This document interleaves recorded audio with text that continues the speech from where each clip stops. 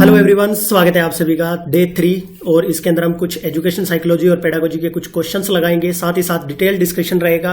और आपने डे 1 और डे 2 की वीडियो नहीं देखी है तो पहले उन वीडियोस को देखिए, ताकि आपको कुछ क्वेश्चंस ऐसे होंगे जो आपको वहां से अंडरस्टैंडिंग के थ्रू आप उनको कर पाओगे, अगर डे 1 और डे 2 के आपके क्वेश्चन देख रखे हैं। पहला क्वेश्चन देखिए क्या कहता है, cognitive development according to the Bruner include. Bruner के अकॉर्डिंग कौन कौन से, या ब्रूनर की कोग्निटिव डेवलपमेंट को लेके क्या धारणा थी या क्या उन्होंने स्टेजेस के बारे में बात की, आपको इसके बारे में पता होनी चाहिए। इनसे ये पूछा गया कि कौन सी स्टेज, बेसिकली आपसे स्टेज के बारे में पूछा गया था, कौन सी स्टेज को इंक्लूड नहीं किया था किसने, ब्रूनर ने, कोग्निटिव डेवलपमेंट को लेकर। प्याजे से, जैसे प्याजे बात करते हैं कोग्निटिव डेवलपमेंट के बारे में, ब्रूनर भी क्या है, कोग्निटिव डेवलपमेंट से रिलेटेड है। और इन्होंने कौन कौन से आपको स्टेजेस दिए उनके बारे में आप अपने क्वेश्चन का आंसर कर लीजिए। नेक्स्ट आगे बढ़ते हैं। नेक्स्ट स्लाइड पे आपको कुछ कंटेंट जो कि देखना है इसमें एक्स्ट्रा फैक्ट के तौर पे।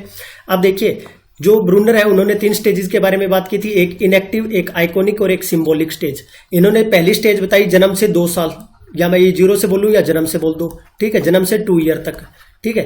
दूसरी थी 2 to 7 और थर्ड थी 7 to 15। 3 स्टेजेस के बारे में बात की। जो इनएक्टिव स्टेज है उसमें क्या होता है कि बच्चा जो है, जैसे चलना है, रोना, जब छोटा बच्चा है ज्ञानेंद्रियों का, सेंसेस का प्रयोग करता है, तो वो थी इनएक्टिव स्टेज। मतलब आप ये मान सकते हो कि इनएक्टिव स्टेज में बच्चा कैसे सीखता है। सिंपल सी बात है, आप ये सोचो कि 0 से 2 साल का बच्चा है वो कैसे सीखता है।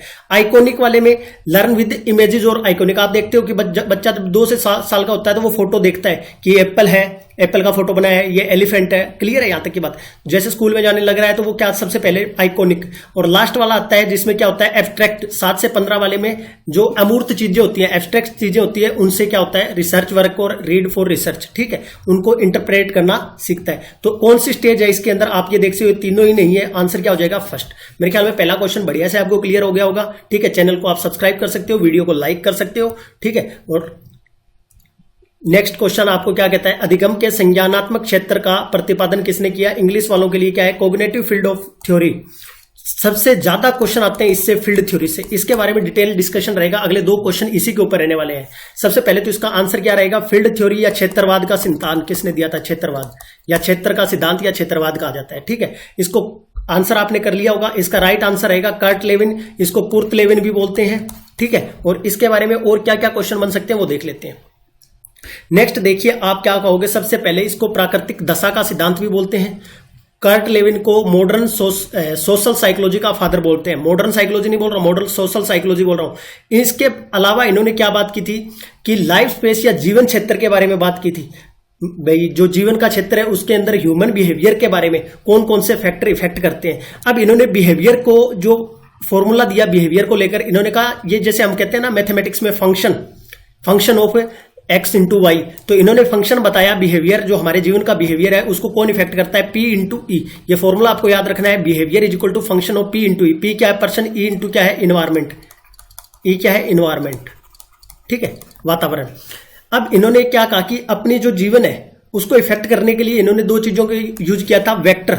वेक्टर का मतलब होता है कि जैसे अपने को कोई चीज तो क्या करेगी, मोटिवेट करेगी, और कोई चीज क्या करेगी, मतलब डिमोटिवेट करेगी उसको लेकर। आपके जीवन में बाधाएं भी आएगी, ठीक है। मतलब सबसे पहले आप कोई काम करने लगोगे तो आपको कोई ना कोई क्रिटिसाइज करेगा, ठीक है। सबसे पहले अब आप मान लो एग्जाम की तैयारी कर रहे हो, फिर आपको क्या है, मान लो जब जॉब मिलेगी तो उसके बीच में कुछ बाधाएं भी आ रही है, आप उसके लिए मोटिवेट हो रहे हो। तो इन्होंने वेक्टर को 2 तरह से डिफाइन किया, आकर्षण और विकर्षण। मतलब वो अपने को मोटिवेट भी कर सकता है और डिमोटिवेट भी कर सकता है। डिमोटिवेट कर सकता है मतलब आप अगर पढ़ने के लिए, जैसे आकर्षण, कोई चीज आपको, जैसे आप पॉजिटिव सोच रहे हो सबसे पहले अपने आप को लेकर कि एग्जाम में क्रैक कर लूंगा, मेरा एग्जाम हो जाएगा, ठीक है। दूसरा आप इसी को नेगेटिव वे में ले सकते हो, विकर्षण को, ठीक है। तो कर्ट लेविन इसका क्या रहेगा, राइट आंसर रहेगा, who profound the theory of learning, क्या रहेगा, कर्ट लेविन, ठीक है। इसके बारे में अगला क्वेश्चन क्या है, देखिए, विच of the following statement relate. अच्छा, दूसरी एक बात और देख लीजिएगा कि ये जो इन्होंने ये जो फॉर्मूला दिया ये वाला, इसको क्या बोलते हैं। जैसे ये मैथमेटिक्स से है तो एक टोपोलॉजी वर्ड यूज किया है, टोपोलॉजी, ठीक है, टोपोलॉजी वर्ड। वो टोपोलॉजी वर्ड किससे रिलेटेड है, मैथमेटिक्स से रिलेटेड है, मतलब मैथमेटिक्स टर्म से रिलेटेड है, क्लियर है। ये भी इसी को मतलब मैथमेटिक्स में यूज करते हैं टोपोलॉजी वर्ड। हिंदी में कुछ ऐसा ही बोलते हैं, तल रूपात्मक नामक कुछ ऐसा ही है, ठीक है। टोपोलॉजी देखो, इंग्लिश में टोपोलॉजी लिख दिया, वैसे इसका नाम कुछ और होता है हिंदी के अंदर, ठीक है। Which one of the following is related to Lewin field theory, life space के बारे में बात की थी, वेक्टर्स के बारे में बात की थी, टोपोलॉजी के बारे में बात की थी। ऑल ऑफ दीज इसका क्या रहेगा, राइट आंसर रहने वाला है। मेरे ख्याल में अब तक के कोई क्वेश्चन में आपको कोई डाउट नहीं रहा होगा। नेक्स्ट आगे बढ़ते हैं क्वेश्चन की तरफ। अगला क्वेश्चन है, what is the approximate weight of the brain in 15 और 16 year age of adolescence period. देखिए आप पीजीटी के लिए तैयारी कर रहे हो तो सिंपल सी बात है, एडोलेसेंस से क्वेश्चन आने के काफी चांसेस रहेंगे आपके एग्जाम में। तो सिंपल सी बात है कि इसका जो आप फैक्चुअल क्वेश्चन है याद रखना पड़ेगा, क्या रहेगा, 1200 से 1400 ग्राम क्या रहता है, वेट रहता है ब्रेन का 15 और 16 साल की एज के अंदर। क्लियर है, इसके अकॉर्डिंग ही पढ़ना है कि क्या पूछा जा सकता है। अगला क्वेश्चन देखिए, इसीलिए मैं कह रहा था आपको कि डे 2 के अंदर हमने सबसे ज्यादा किस पे बात की थी, इमोशनल इंटेलिजेंस के, इमोशंस के ऊपर बात की थी। ठीक है, Daniel Goleman, Solvay, Peter mayor, इनके बारे में याद आ रहा होगा, आपने डे 2 देखा होगा तो कंफर्म आप इस क्वेश्चन को कर पाओगे। वहां भी हमने कुछ कंपोनेंट के बारे में बात की थी, सेल्फ अवेयरनेस होनी चाहिए, सेल्फ रेगुलेशन होना चाहिए, दूसरे के साथ कैसे रिलेशंस बना रहे हैं, ठीक है, इनके बारे में हमने बात की थी। तो वही चीजें हैं, इमोशनल मैनेजमेंट कि हम सेल्फ रेगुलेशन, बस वर्डिंग को चेंज किया है। लास्ट टाइम की क्लास का आपने मीनिंग समझा होगा तो आप इस क्वेश्चन को कर लोगे। एज इट इज नेमिंग में चेंज किया जा सकता है। आगे यहां मैनेजमेंट की जगह वहां क्या लिखा हुआ था, सेल्फ रेगुलेशन लिखा हुआ था। रेगुलेशन का मतलब भी मैंने यही बताया था कि अपने इमोशंस को हम कैसे मैनेज कर सकते हैं। इसके साथ ही साथ परसेप्शंस में मैंने आपको क्या बोला था, इसी तरह से कि आप कि जैसे परसेप्शन, हमें सेल्फ अवेयरनेस, अपने बारे में पहले जानना होगा कि मेरे अंदर क्या टैलेंट है और क्या नहीं, और उसको मैं कैसे रेगुलेट कर सकता हूं, दूसरे के साथ कैसे रिलेशंस बना सकता हूं, सोशल स्किल्स के बारे में, एम्पैथी के बारे में डे 2 के बारे में बात की थी। तो इसका राइट आंसर आपने जरूर देखा होगा डे 2, मैं होप करता हूं डे 2 वाला लेक्चर आपने जरूर देखा होगा। इसका क्या रहेगा, इमोशनल लर्निंग। आंसर क्या होगा, इमोशनल, सांवेगिक अधिगम, सांवेगिक बुद्धि का घटक या कंपोनेंट नहीं है। क्वेश्चन बढ़िया है, याद रखना दोस्तों, ठीक है। नेक्स्ट देखिए, अब ये क्वेश्चन थोड़ा सा आपसे एनईपी वगैरह से रिलेटेड हो गया। मान लो the report learning without burden, सबको पता होगा लर्निंग विदाउट बर्डन कौन सी कमेटी ने सजेस्ट किया था, कि जो बड़े बड़े बस्ते बैग लेके जाया करते थे बच्चे उनके लिए, ठीक है। तो ये कौन सी कमेटी थी, यशपाल कमेटी। और यशपाल कमेटी के बारे में हम जान लेते हैं थोड़ा सा। यशपाल कमेटी का, ये यशपाल कमेटी, ये जो चेयरमैन थे उनका नाम है, आप फोटो देख सकते हो। कई बार क्या होता है कि फोटो देखी हुई चीज याद रहती है। 1992 93 बोलते हैं, 93 में रिपोर्ट सबमिट हुई थी, ठीक है। इसके साथ ही अगर मैं बात करूं दूसरी के, जो दूसरे बाकी कमेटी है, राममूर्ति कमेटी के बारे में बात करें तो ये 1990s के अंदर, देखो जब एनईपी 1986 आ गई थी, ठीक है, उसके बाद 4 साल बाद 2 कमेटी बनाई गई थी, एक राममूर्ति कमेटी और एक दूसरी थी जनार्दन रेड्डी कमेटी। यह कमेटी किस लिए बनाई गई थी कि जो एनईपी 4 साल हो गए लागू हुए, उसमें कहां तक, मतलब उसका इवेल्युएशन करने के लिए बेसिकली, और फिर उसमें इवेल्युएशन करके कुछ मॉडिफिकेशन करने के लिए कि क्या चीजों में बदलाव करना चाहिए। तो ये 2 कमेटियां बनी थी। उसके बाद एनईपी 1986 के बाद 1990 में राममूर्ति कमेटी आई थी और जनार्दन रेड्डी कमेटी आई थी 1992 के अंदर। ये किसके लिए थी कमेटी, मॉडिफिकेशन इन एनईपी 1986, और फिर एनईपी 2000 जो हम ये बोल सकते हैं मॉडिफिकेशन हुआ था 1992 के अंदर, ठीक है, एनईपी के अंदर। तो ये जो राममूर्ति कमेटी है, इन्होंने ऑलमोस्ट अराउंड 12-13 पॉइंट के ऊपर बात की थी। तो वो आपसे डिटेल में नहीं पूछने वाले कि क्या बात की थी, ठीक है। जैसे वोकेशनल एजुकेशन वर्क के बारे में बात की थी, ये सारी चीजें, टेक्निकल एजुकेशन के बारे में बात की थी। तो ये चीजें आपको इतना पता होना चाहिए कि कब आई थी। और जैसे एनईपी को अगर 1986 की जो एनईपी थी उसके ऊपर है, उसको मॉडिफिकेशन या इवेल्युएशन करने के बारे में थी, ठीक है। नेक्स्ट आगे बढ़ते हैं। Who is the author of the book conditioning learning. Conditioning learning का ये बुक किसकी है। अब मैं आपसे क्वेश्चन पूछूंगा, इंटेलिजेंस आईक्यू, जब हम कल बात कर रहे थे डेनियल गोलमैन की, अगर आपको याद हो तो मैंने कल भी 2 बुक याद करवाई थी आपको। एक इमाइल वाली बुक थी, रूसो वाली, एक इमोशनल इंटेलिजेंस के नाम से थी। 3 बुक याद हो जानी चाहिए अब तक के लेक्चर्स में, और जो डेफिनेशन आ रही है वो भी साथ के साथ दोस्तों याद हो जानी चाहिए। ये नहीं कि बाद में करेंगे, बाद में कुछ नहीं होता, ठीक है। तो अब इसका आंसर रहेगा कंडीशनिंग लर्निंग का कौन आएगा अपने पास, गेने रहेंगे इसका राइट आंसर। अब गेने ने क्या दिए थे, लर्निंग के कुछ एक हायरार्की बोलते हैं। हायरार्की का मतलब होता है टॉप से ऊपर से नीचे जाना, ऐसा एक टॉम टाइप का बना होता, ठीक है।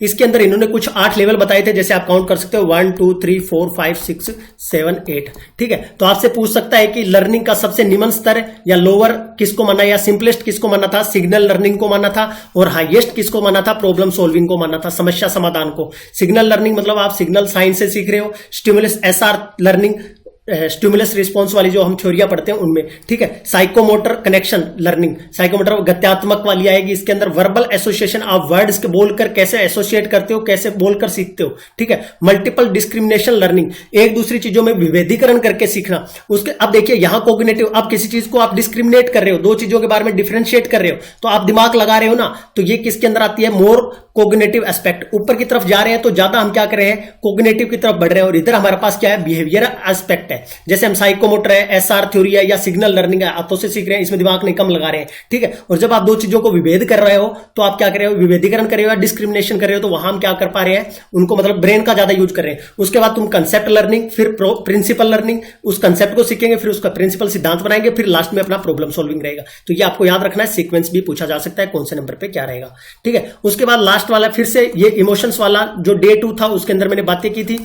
इमोशन सब्जेक्टिव होते हैं, हर जगह इमोशन सेम रहते हैं, मतलब स्टैटिक नहीं होते इमोशंस कभी भी। ऐसे तो ऐसा नहीं है कि तुम गुस्सा हो तो गुस्सा ही रहोगे। तो इसके बारे में कौन से स्टेटमेंट सही है आप ये बताओगे। Characteristics of emotions, universality of emotions, ये कल भी बात की थी, मैंने एक एग्जांपल भी दिया था कि बच्चा अगर मतलब किसी को कोई दुख हो रहा है तो वो यहां भी रोएगा, और दुख होता है कहीं भी और। जैसे मैंने विदेश में बोला था कि किसी को दुख विदेश में होता है तो वहां भी इमोशंस क्या होता है, आंसू आते हैं और सैड होते हैं, ठीक है। ऐसा ही यहां होता है। दूसरा, not functioning of thinking working, अगर आपके इमोशंस ज्यादा हाई है, emotion is not functioning of thinking process. Emotions अगर ज्यादा हाई हो जाएंगे तो आपकी थिंकिंग प्रोसेस को इफेक्ट करेंगे, विचार प्रक्रिया का कार्य न करना। मतलब आप थिंकिंग प्रोसेस, सिंपल सी बात है कि अगर आप मान लो पूरे गुस्से में हो तो आपका दिमाग ही काम नहीं करेगा, थिंकिंग प्रोसेस ही काम नहीं करेगी। इनस्टेबिलिटी ऑफ इमोशंस, स्टेबिलिटी नहीं होती ना, एक मिनट में मूड स्विंग कर जाता है, कहते हैं ना मेरा मूड नहीं है, थोड़ी देर में जब हो गया तो मूड कर लेंगे, ठीक है, ये काम करना है, मेरा मूड नहीं है, तो ये इमोशंस ही है, ठीक है, कि इमोशंस कभी परमानेंट नहीं होते, ठीक है। All statements are correct. Which of the following factor does not effect the physical development, कौन सा फैक्टर है जो फिजिकल डेवलपमेंट को इफेक्ट नहीं करता, शारीरिक विकास को इफेक्ट नहीं करता। प्रेजेंस और absence of physical defect, simple सी बात है कि अगर मान लो आपके अंदर कोई फिजिकल डिफेक्ट है, ठीक है, तो सिंपल सी बात है कि फिजिकल डिसेबिलिटी है तो आपका डेवलपमेंट कम हो रहा है, फिजिकल डिफेक्ट है तो।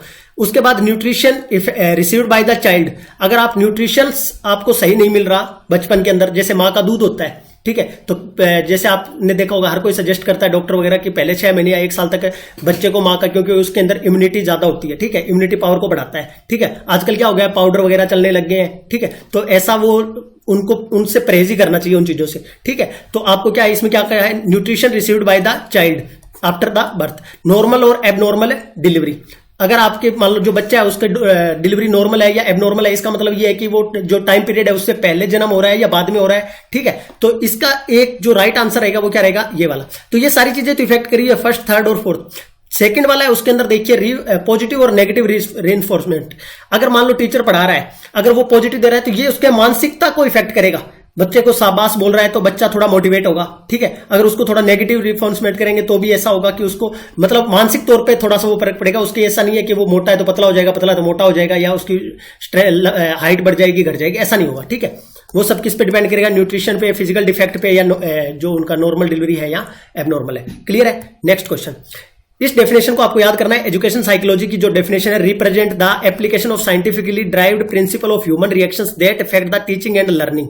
इस स्टेटमेंट के बारे में, शिक्षा मनोविज्ञान वैज्ञानिक विधि से प्राप्त किए जाने वाले मानव प्रतिक्रियाओं के उन सिद्धांतों का प्रयोग को प्रस्तुत करता है जो शिक्षण और अधिगम को प्रभावित करते हैं। यह कथन किसका है, तो यह कथन आप याद ही करोगे दोस्तों, इसका मेरे पास भी कोई इलाज नहीं है। क्या बोलोगे, Alice Crow, Alice Crow. Next question आपके लिए रहेगा, कमेंट सेक्शन में आंसर करोगे सभी, ठीक है। कमेंट सेक्शन में क्या करोगे, सारे के सारे क्या करोगे, बताओगे इसका राइट आंसर क्या होगा। ये पीडीएफ मैं टेलीग्राम चैनल पर शेयर कर दूंगा। धन्यवाद आप सभी का, आपका दिन शुभ हो। Thank you so much. इसका आंसर आप करोगे और चैनल को सब्सक्राइब करें, ज्यादा से ज्यादा शेयर करें। अगर आपको वीडियो पसंद आ रही है तो धन्यवाद आप सभी का, आपका दिन शुभ हो। Thank you so much.